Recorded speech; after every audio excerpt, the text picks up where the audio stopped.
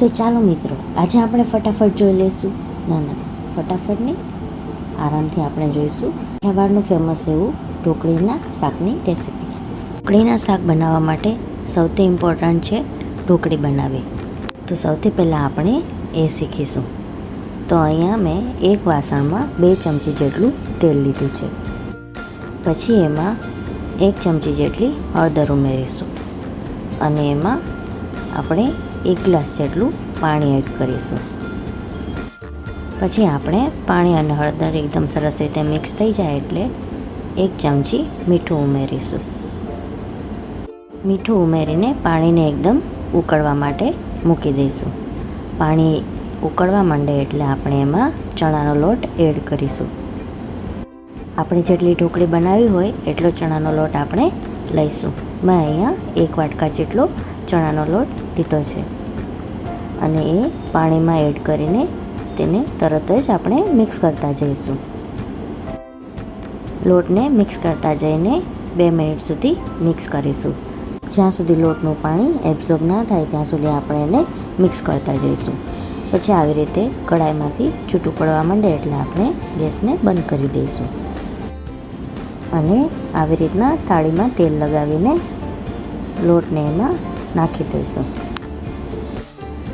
પછી એને વાટકાની મદદથી સ્પ્રેડ કરી દઈશું. ઢોકળી તમને જેવી પસંદ હોય એ પ્રમાણે તમે સ્પ્રેડ કરજો. મેં અહીંયા એની મીડિયમ સાઇઝ રાખી છે. જો તમને એકદમ પતલી ભાવે તો તેને વધારે સ્પ્રેડ કરીને પતલી પણ કરી શકો છો.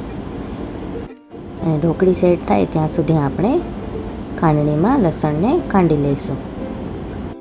મેં અહીંયા લસણની 10થી 12 કળીઓ લીધી છે. લસણ ખંડાઈ જાય એટલે આપણે ટામેટાની ગ્રેવી બનાવવા માટે ટામેટાને ખમણી નાખીશું. તમે મિક્સરમાં પણ પીસી શકો છો. પણ ગ્રેવીમાં ટેક્સચર લઈ આવવા માટે આવી રીતના તમે એડ કરશો તો શાકનો સ્વાદ એકદમ અલગ આવશે. ટમેટું ખમણાઈ જાય એટલે આપણે ઢોકળીને કટ કરી લઈશું. મેં અહીંયા ઢોકળીને સ્ક્વેરમાં કટ કરી છે.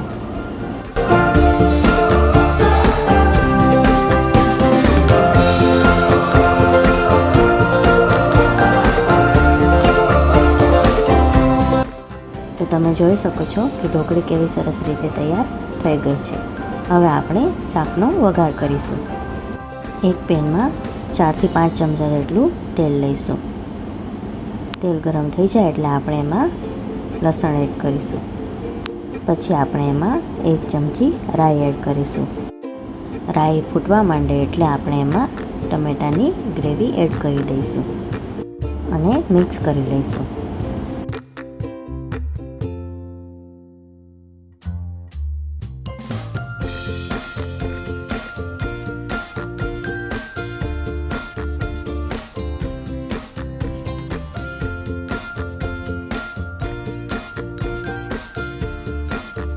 પછી આપણે બધા મસાલા એડ કરી દઈશું.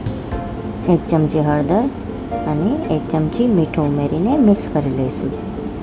પછી આપણે 2 ચમચી જેટલું લાલ મરચું પાવડર એડ કરીશું.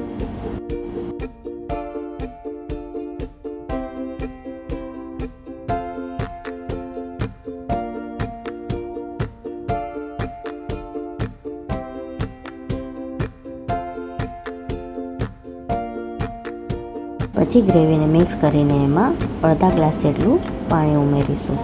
પાણી આપણે અહીંયા થોડું વધારે ઉમેરીશું કેમ કે ઢોકળી એડ કરીશું તો એ પાણીને એબ્ઝોર્બ કરી લેશે.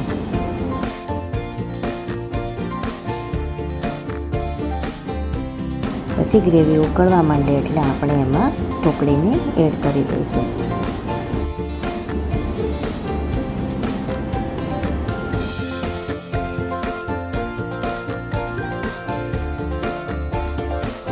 એડ કરીને સરસ રીતે મિક્સ કરી દઈશું અને ઢાંકીને 2 મિનિટ સુધી ચડવા દઈશું.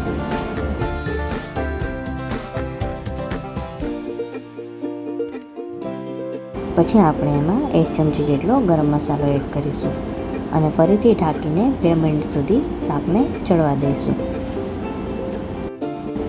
આ શાકને ઢોકળી એડ કર્યા પછી વારંવાર મિક્સ નથી કરતા રહેવાનું, કેમ કે ઢોકળી તૂટી જશે. તો હવે કોથમીર નાખીને શાકનું ગાર્નિશિંગ કરીશું. તૈયાર છે આપણું કાઠિયાવાડનું સ્પેશિયલ ઢોકળીનું શાક. આ રેસીપી તમે જરૂર ટ્રાય કરજો અને કમેન્ટ કરીને મને જરૂરથી જણાવજો.